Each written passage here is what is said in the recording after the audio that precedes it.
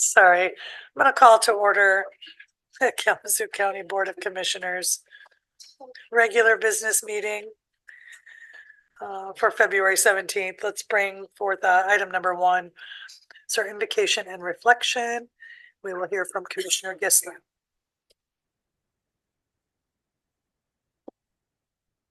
Please pray with me. Lord, grant us the wisdom to govern amid the conflicting interests and issues of our times. Also grant us a sense of the welfare and true needs of our citizens and a keen thirst for justice and righteousness. Grant us confidence in what is good and fitting and the ability to together work in harmony even when there is honest disagreement. Finally, grant us the personal peace to do the job that needs to be done. Amen.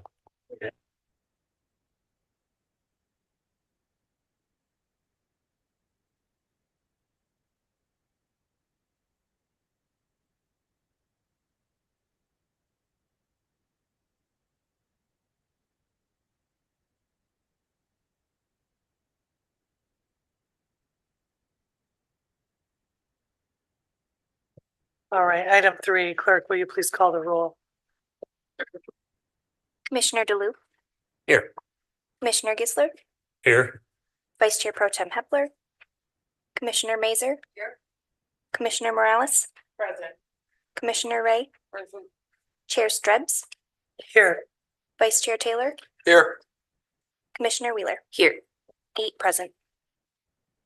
Thank you, and I did hear from Vice Chair Pro Tem. He is doing fine and just out of town this evening. He is not. He's out of the community. He's not in town. Oh, he could go back in.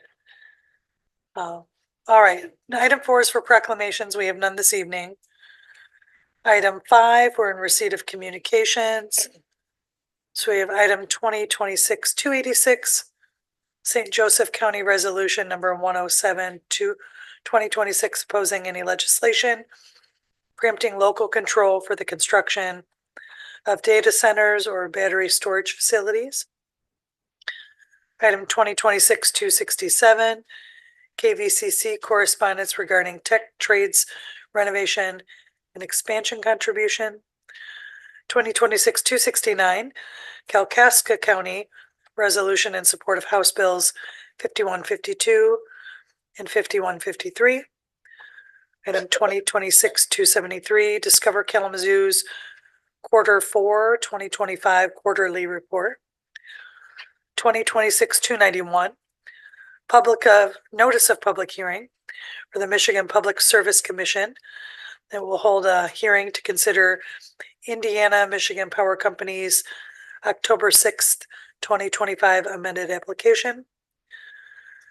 Item 26-302, letter from Durashilo announcing their closure effective March 31st of 26. Item 26-303, notice of hearing for customers, case number U22006, Comcast Corporation. And item 2026-312, a letter of support in the investment in early childhood health from the YWCA. Item 6, I'd entertain approval of our minutes.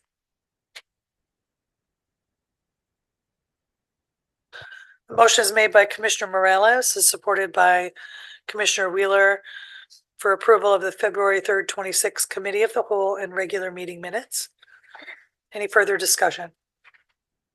All those in favor signify by saying aye. Aye. Any opposed? That motion carries.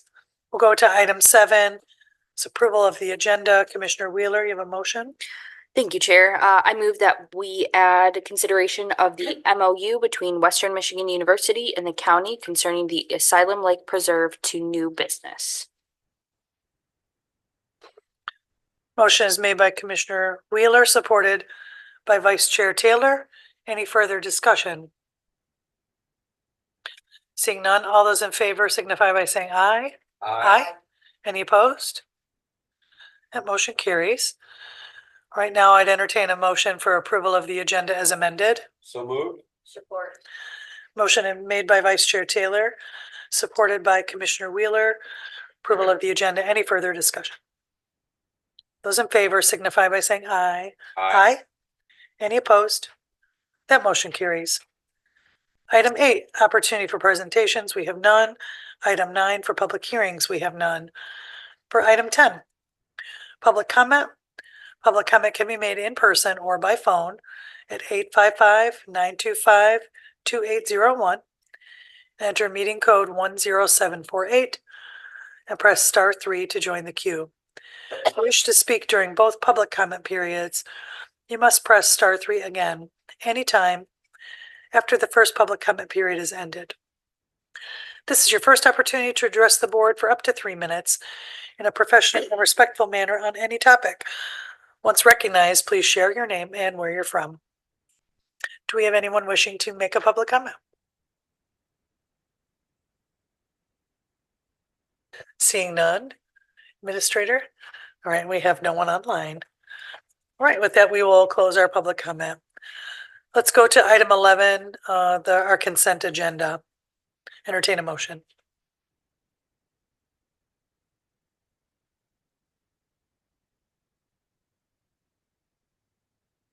I move that we accept or pass all consent agenda items and vote on them at one time and be considered a consent agenda by the board. Motion is made by Vice Chair Taylor, supported by Commissioner DeLu. Any further discussion? Right. Clerk, will you please call the roll? Vice Chair Pro Tem Hepler, Commissioner Mazer, Commissioner Morales, Yes. Commissioner Ray, Yes.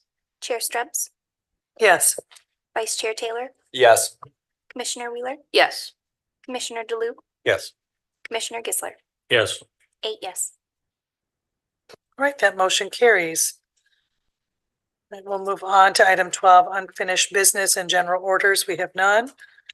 Item 13, new business, non-consent. First is a discussion on Board of Commissioners regular board meeting time. All right, so I asked this to come back for some discussion. We are hitting semi-frequent times when our committee of the whole session is running right into our regular meeting where we have to convene, recess. And so we, it does seem like we need a little bit more space. But I want to open up to some suggestions from the board. One is moving the regular business time back. Another is moving the start of the cow forward. Both could accomplish the same thing, but it's also about the availability of the board. I think it is good for us to have an opportunity to have a break and for the community to sort of know what to expect about when our meetings convene. So I'd open up to any comments. Commissioner Gisler and then Commissioner DeLu. Thank you, Chair. I haven't kept records myself, but how many times did we run long in the cow to the point where it was a problem getting, going again in the regular board? Or how many times have we been, like tonight was almost perfect? 20, 22 minutes between meetings and we were done, even including a special session. So I don't think it's a problem yet. We have definitely had some times when, we were going way over on the 4 o'clock, but I'm willing to keep track or have Dina go back and tell us what it was. Maybe I'm all wet, but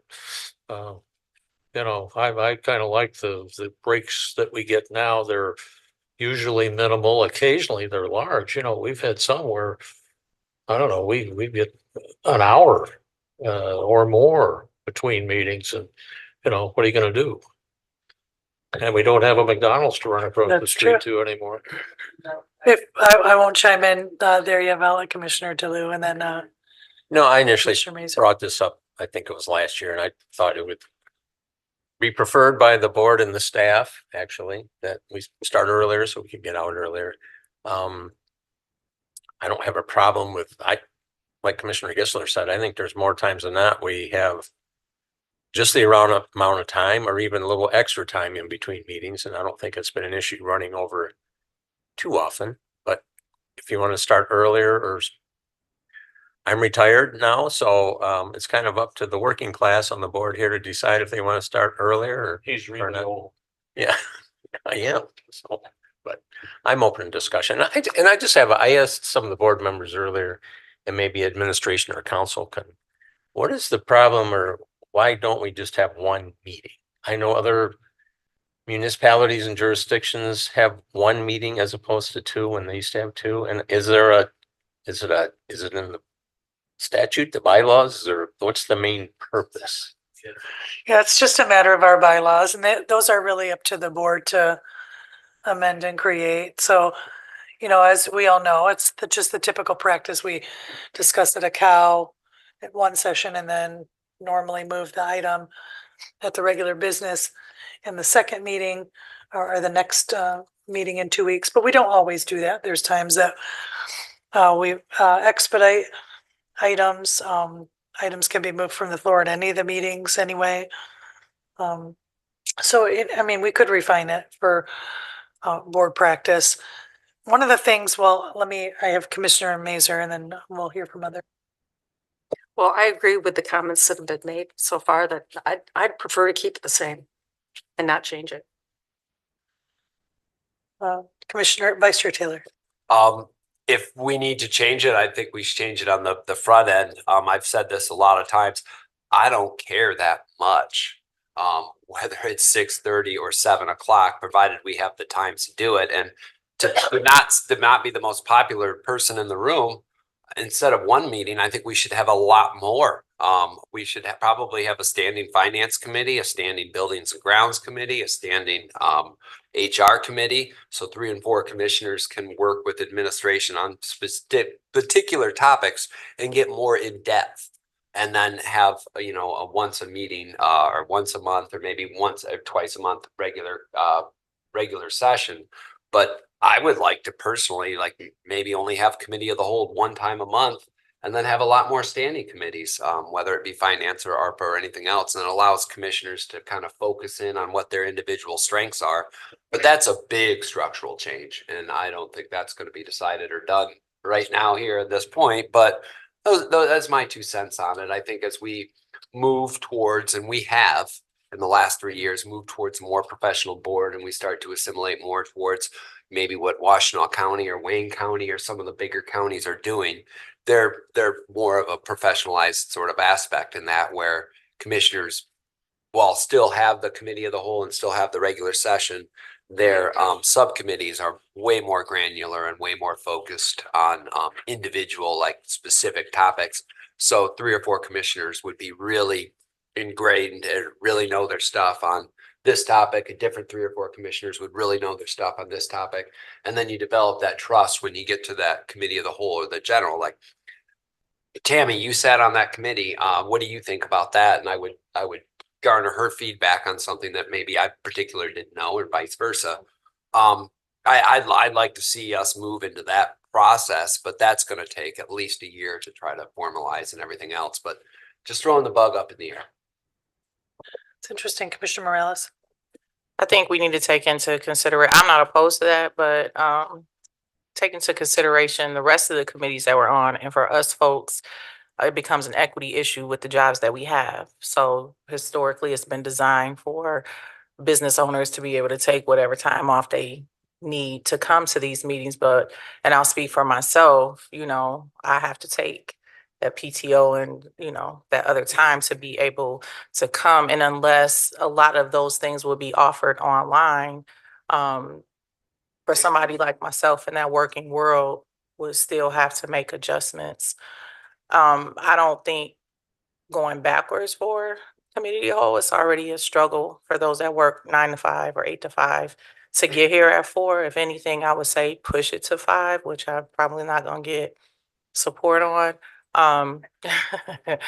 Then, we could use less time and also the community as they're on their way home would be more prone to maybe stop by.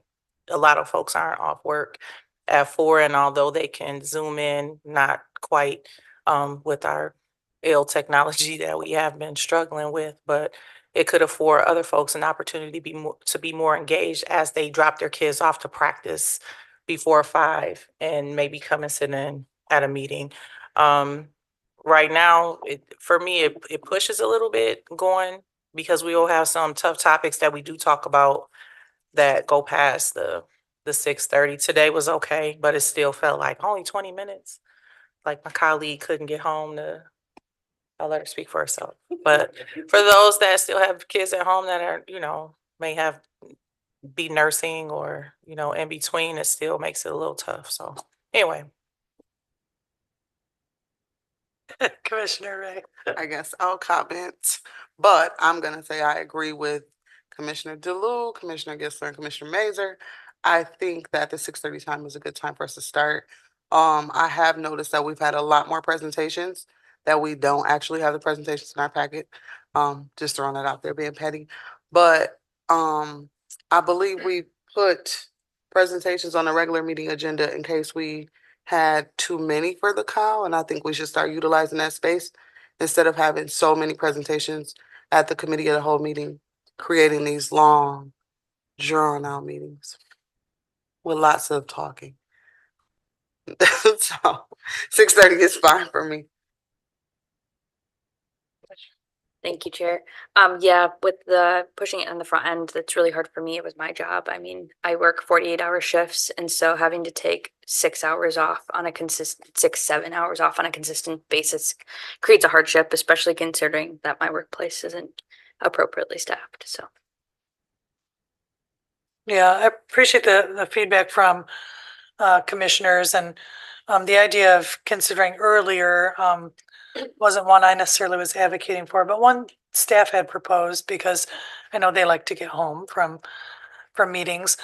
One thing, certainly we can utilize the presentation slot that exists in the regular meeting. We added it there because we were hitting so many committee of the wholes that were running up to our ending.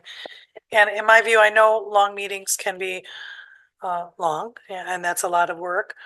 It helps when you have a break in a long meeting so that you could eat some food or process information that you've heard. But I do also see a value to having presentations. They inform community, they inform board members, they help us make decisions going forward. So I do see a value to having them. It's just a matter of trying to manage that time. Sometimes it's hard to tell. We identify a target for the time in the cow. We spent a lot more than 10 minutes on that corridor study discussion, but that's a valuable discussion to have. So it's an art, not a science. We'll do our best to be mindful so we get a space. We can leave things as are. Commissioner Ray? Thank you, Chair. I just want to clarify, I also see value in the presentations. My comment is more towards, we don't need 5 at once in one meeting. We can separate them. We can do 3 and 2 or something like that. That's all. I appreciate all the presentations. Absolutely, and that's understood, and we appreciate everybody's participation in them. Yeah, Council, thank you. Just one thing for the body's consideration in terms of keeping both the cow and the regular meeting separate is that it does make it easier for record keeping, especially when we have to search for requested records in regards to FOIA requests. So we know that because you have to be very specific in your request. So if you make it at the regular meeting, then we can get it quicker because we don't have to look through all the cow minutes to find what you're looking for. So I just like the body to consider that. Thank you. Thank you, Council. All right, anything further? Commissioner Gissler? Yeah, I have one thing to say, and I'll back it up with another one.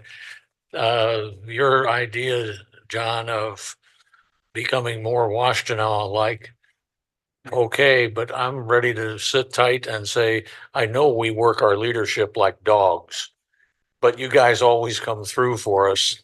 And that makes me a little leery of putting a lot of subcommittees and things like that together. And if you'll recall, John, because you were here then, there were 17 members of this board at one point. Boy, we hardly could fit around here. And Jack Urban was constantly, bless his heart, trying to come up with another subcommittee or another meeting or something. I thought, holy smoke, give it a break. So I'm not saying you're following in his footsteps, you know, kind of that way. Thank you. All right, Vice Chair. I'd like the record to show that I'm referring to, instead of Washtenaw County, let's be more like Kent County, for Commissioner Gissler's benefit. So they also do sort of a standing committee structure as well. All right, colleagues, I appreciate the discussion. We will leave items as is. It looks like is the overall consensus at this time. Let's go to the next item. That's item 2026-279, request for approval of establishing the 440 North Church Street Parking Garage Ad Hoc Committee. Or so moved. Support. Motion is made by Vice Chair Taylor, supported by Commissioner Wheeler. Is there further discussion? So, yes, Commissioner Gissler. Thank you, Chair. Could you indicate for me, other than a street address, just what that is? Thank you. So that's the parking garage that will be to the north end of the parcel across the street. We're building the new administration building. It would have been behind the McDonald's. That's correct. So, and this will be public art that's going to go across that whole north face of the parking structure. So that's 5 stories high and the entire block long. And again, consists of 2 large painted murals in the lower level, and then 38 fabric panels that go on the actually east, north, and west side of the building. And they'll be printed with a graphic design that comes forward from the artist as well. It was church. A church address that got me. I thought, well, that's Yes. on Rose. Yes. Well, church is the next one over. Yeah. Okay, thank you. Thank you. Council, does this need to be read aloud? That is at the discretion of the board. So no, we don't have to read that aloud. We do, we talked in brief about the blanks in the resolution. So I think we've identified 4 commissioners that will be participating. And then I believe that we have 4 spaces for representatives from community. Is that all in alignment with commissioners? Okay. So with those identified within the resolution, we have a motion and a second. Any other discussion? Vice Chair. Just really quick, I agree completely. I think we made a good choice of commissioners. I'm just going to throw my sense in.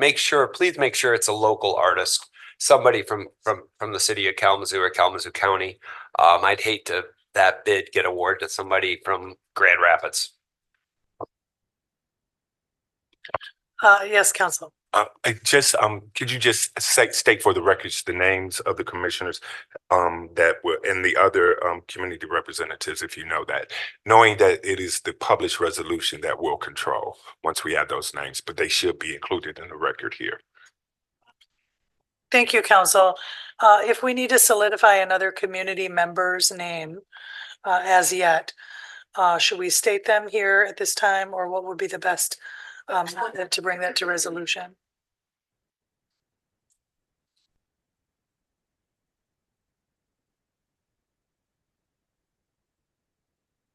Madam Chair, we can't bring that resolution back for amendment to add that. Because we have time before the first, Yes, the first meeting.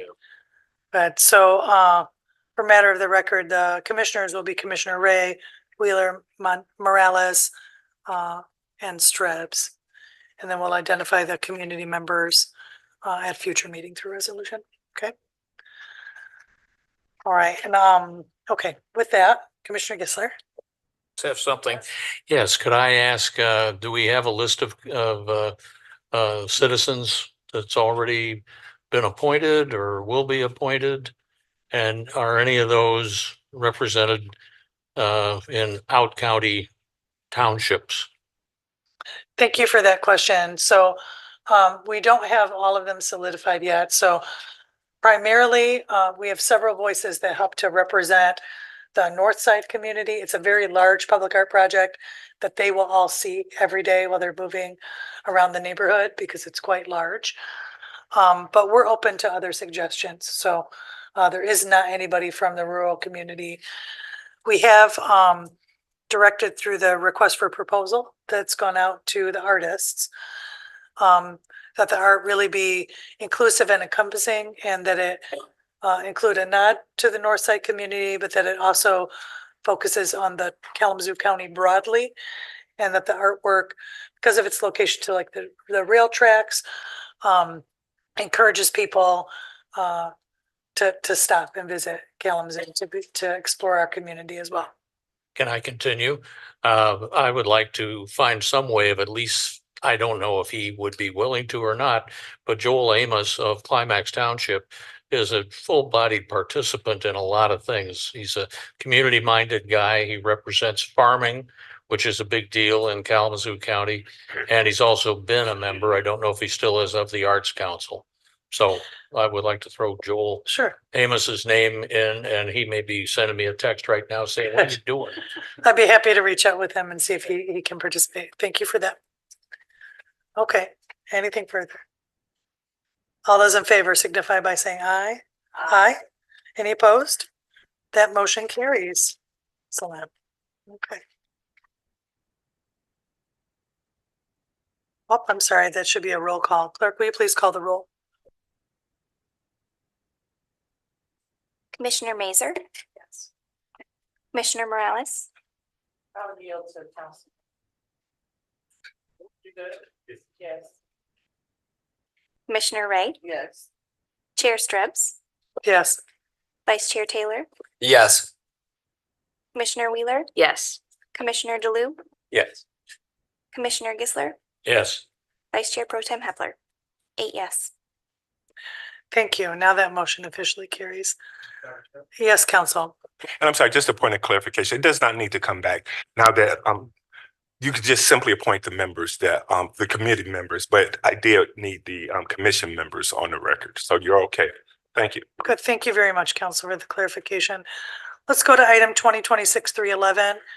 This is a request for approval to authorize county administrator to approve change orders within budget at the landing place and in the amount not to exceed $150,000 per occurrence, with required written reporting to the Board of Commissioners. Motion's made by Commissioner Ray, supported by Commissioner Wheeler. Is there any further discussion? I'm seeing none. Clerk, will you please call the roll? Commissioner Morales, Yes. Commissioner Ray, Yes. Chair Strubs, Yes. Vice Chair Taylor, Yes. Commissioner Wheeler, Yes. Commissioner DeLu, Yes. Commissioner Gisler, Yes. Vice Chair Pro Tem Hepler, Commissioner Mazer. Yes. 8 yes. Thank you. That motion carries.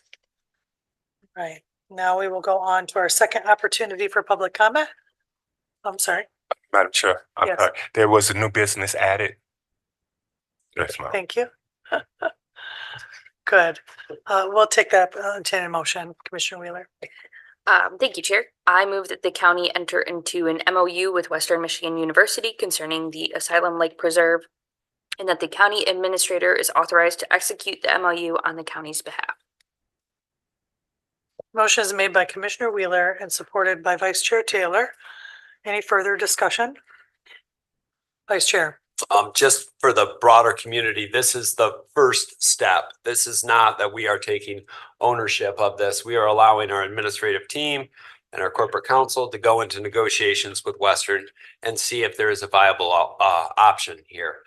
This is not that we are moving ahead 100 miles an hour, but it's that we're looking into it, and it's a unique opportunity that we might have a win-win here. And I trust our administrative team and our corporate counsel to come back with some options for us. Thank you, Vice Chair. I'll second that as well. I'm excited about exploring this potential opportunity, but in order for us to move forward, I mean, we are really, as Vice Chair said, looking for a win-win.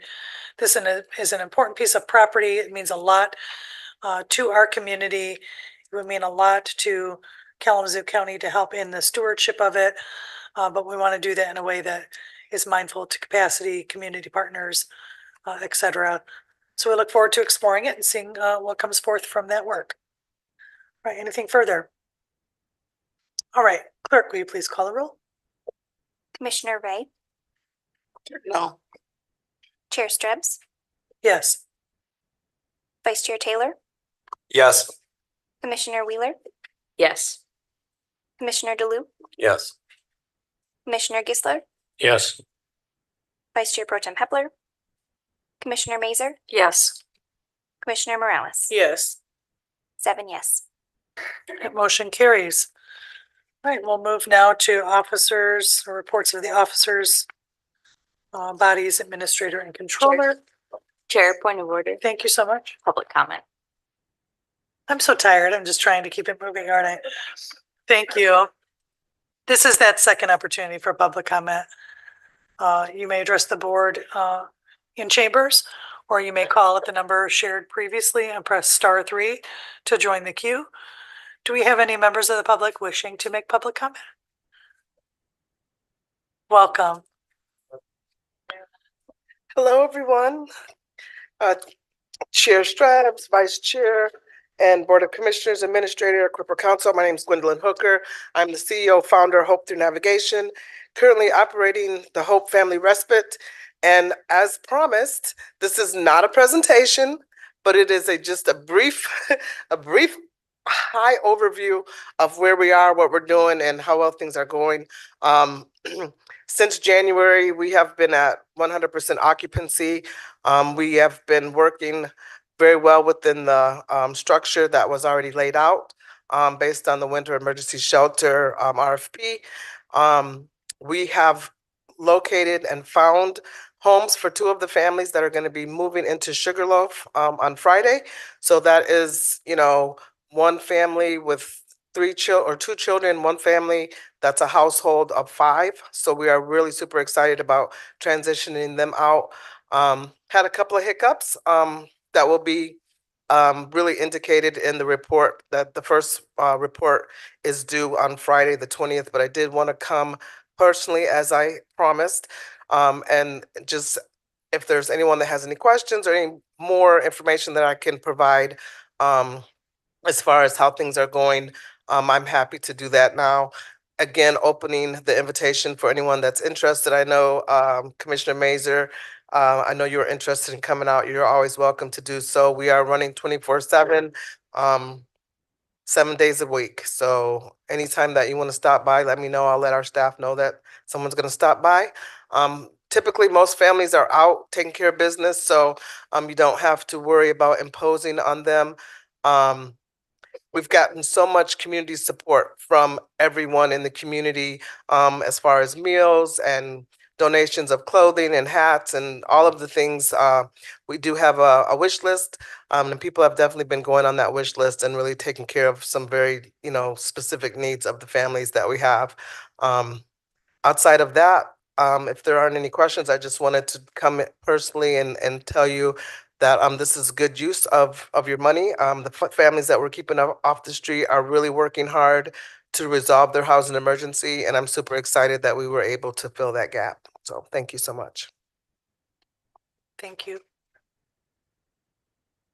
Anyone else wishing to make public comment? All right, seeing none, now I'm going to close that public comment. And now I'm going to move to reports of the officer's body, administrator, and controller. The audio was making me say things multiple times earlier, and I just wanted to keep it going on my own. All right. So I want to thank the administrative team today. We had an opportunity to travel to meet with the Nottawasepi band of the Potawatomi tribe today. This is our second initial touch base with the local tribes. Not too long ago, we met with the Gun Lake tribe.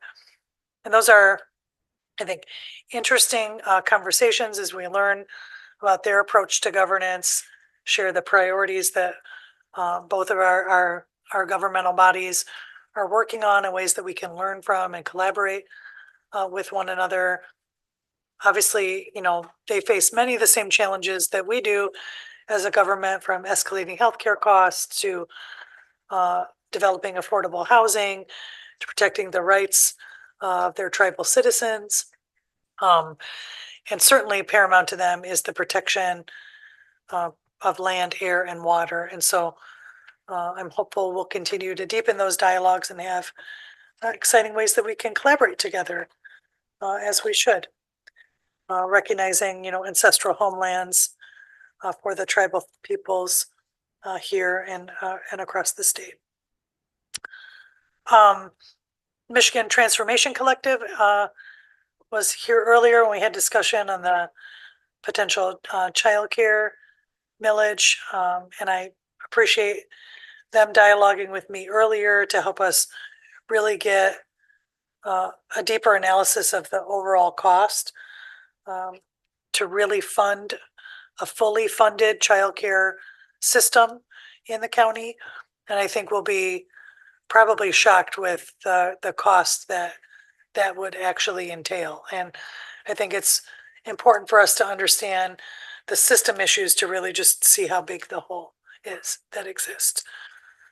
We talk about how families who are housing burdened and paying exorbitant rents, these folks are also paying exorbitant childcare costs, or are without childcare where they could get into meaningful work and stabilize their housing. So they're all sort of intersectional intersectional issues together. With that, I appreciate everybody's time and work tonight, and I'll take it to Vice Chair. Thank you, Chair. I'll be probably very brief. Get on tangents. The Discover Kalamazoo Q4 2025 quarterly report that's in our packets is mildly concerning. The revenue and expenditures are off by about 8.2%. We need to look at that next year. We've got to make sure that we don't have that happening again and again. They do not have a large surplus to draw down on. So when they have structural deficits, it only lasts so long before there has to be dramatic cuts on their expenditure side, or they're going to have to be looking for new revenue. And we can't be in the business of providing that new revenue. I don't think we're in a position that at the county to do that. So as we go through and the audits come back for next year, I think we need to take a real good look at what are their expectations of Q4 on the revenue side, and make sure that they align with their expenditure side. And I appreciate administration putting this report in our file, because I read everything. So that is, mildly concerning. It's sort of a yellow flag that we need to be on top of. Secondly, I forgot what I was going to say second, so I will just pass. Bo and Gigi, if you're still up, it's time for bed. Vice Chair Pro Tem is not here this evening, so on to Administrator. All right. Thank you, Chair, Vice Chair, Commissioners.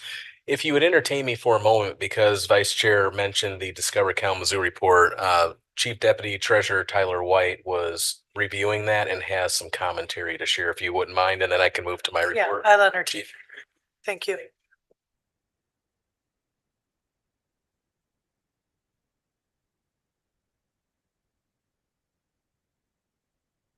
Thank you. So, like Dr. Catlin had mentioned, I started looking through some of the numbers that they were reporting, and I don't necessarily agree with what they were stating. Just in actual payouts from 2025, and this is backing out December 2025, assuming that they're operating on, hey, what we're reporting is when we get the money, not necessarily when we as the county invoice it. Following that, we've paid them just shy of $2.6 million. So the values that they're showing, actual remitted $2,387,000, I don't necessarily see where that's coming from.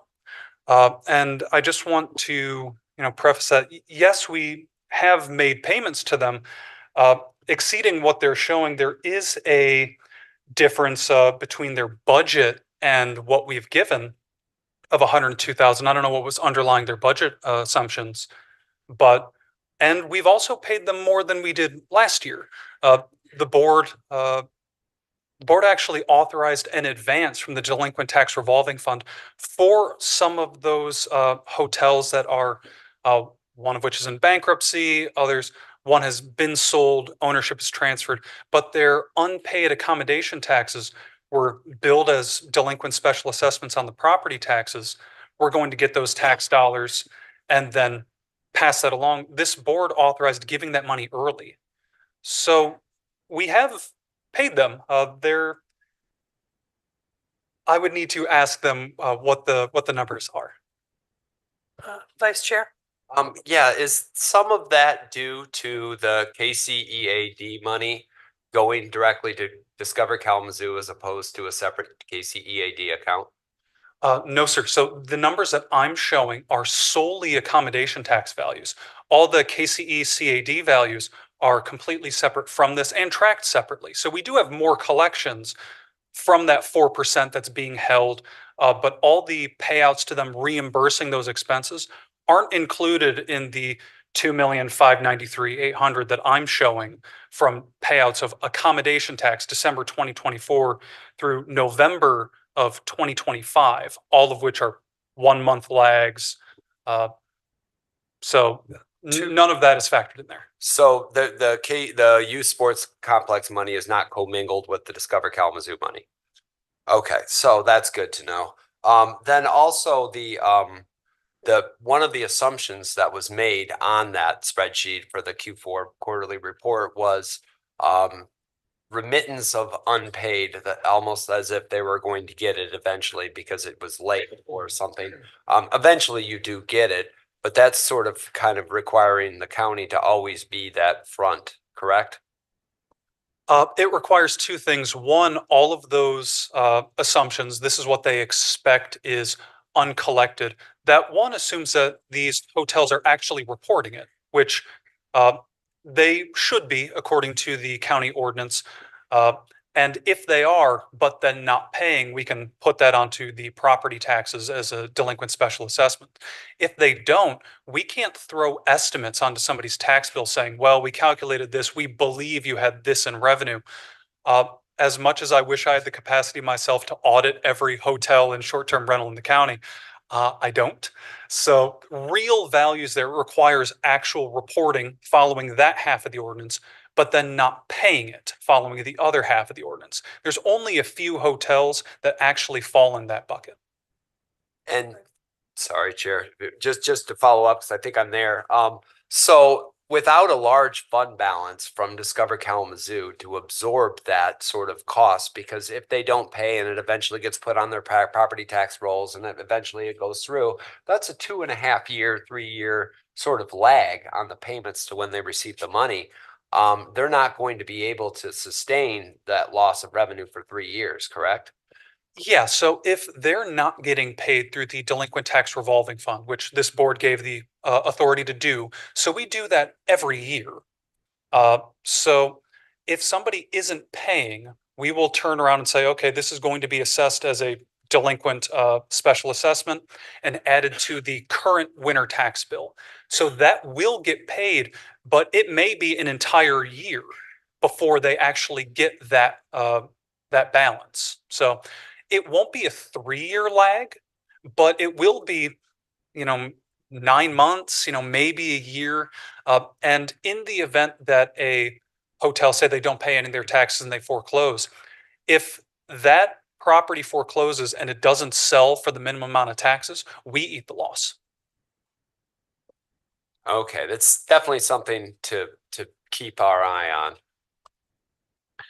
And the additional accommodation tax, we have about, looking at the bond projections that we reviewed, it's really about 8% of that revenue went uncollected through the first cycle. So that may even out a bit more over time because it's new, but, as we, articulated in the bond projections, that we want to see them, budget accordingly because there are going to be revenues that are not collectible. And so they've got to conservatively plan for that. Go ahead, Administrator. Well, thank you very much, Chair and Vice Chair, for the question and entertaining sort of that analysis. And we'll follow up with Director or CEO Ghosh and report back on our findings too. So no problem on that. I actually have, it looks like a few updates to share, so just three.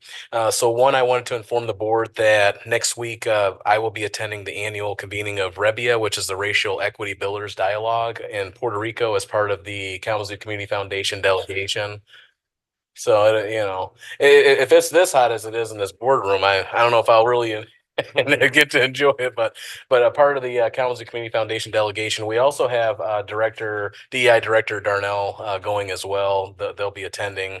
So Rebia brings together cross-sector leaders focused on advancing racial equity through systems change, policy innovation, economic mobility strategies, and collaborative leadership. So sort of the purpose for attending is to strengthen partnerships with philanthropic and economic development stakeholders. We'll be identifying replicable best practices related to equitable procurement, wealth building, and inclusive economic development. We'll also be aligning national equity strategies with Kalamazoo County's strategic priorities and DEI framework. And then lastly, deepening regional collaboration through participation with the KZCF delegation. And so we're looking forward to that and bringing a lot of that knowledge back. Next, I wanted to just give an update on the architect and engineering interviews for the administration building. So a team of internal cross-functional team members will convene in early March. So we're looking at, I believe it's March 2nd, 3rd, and 4th to interview 4 firms for the administration building architect and engineering project. So 10 proposals were received. We whittled that pull down to 4, and then interviews will occur again early March. So our timeline is very tentative. We hope if we can get through those interviews that we can bring something back, at least even possibly a tentative recommendation to the board on March 17th, but that's barring any complications with scheduling, that sort of thing. If anything, something forward to the board no later than April 7th at the committee of the whole and then regular meeting subsequently to approve an agreement. So we know that this project remains foundational in modernizing county facilities, enhancing service delivery, and then ensuring long-term operational sustainability. So we're looking forward to that. And then lastly, just to make everyone aware, there is a freezing rain advisory that was published by the National Weather Service earlier today. We have potential for freezing rain conditions overnight into Wednesday morning. And so the freezing rain likely north of US 10 and east of 131 between 12 a.m. and 9 a.m. Wednesday. And so be careful as you are driving because they anticipate icy roads, slippery conditions, that sort of thing, and travel disruption. So just be careful as you're traversing roads tomorrow morning. And that's all I have this evening. Thank you. Thank you, Administrator. All right, we'll take it to members' time. Commissioner Ray, would you like to go first? Sure. Yeah, I don't have much. Just want to say Happy Black History Month and then acknowledge Reverend Jesse Jackson and passing today. I'm just gonna lift him up, and that's it. Commissioner Wheeler. Thank you, Chair. I don't have much either. I just want to make everybody aware that there is a critical blood shortage right now, and the Texas Township Fire Department is hosting a blood drive on February 26th from 9:30 to 2 p.m. with Versity. They do ask that you make an appointment. So far, we have 10 appointments. We're looking for 20. I'm going to be giving blood.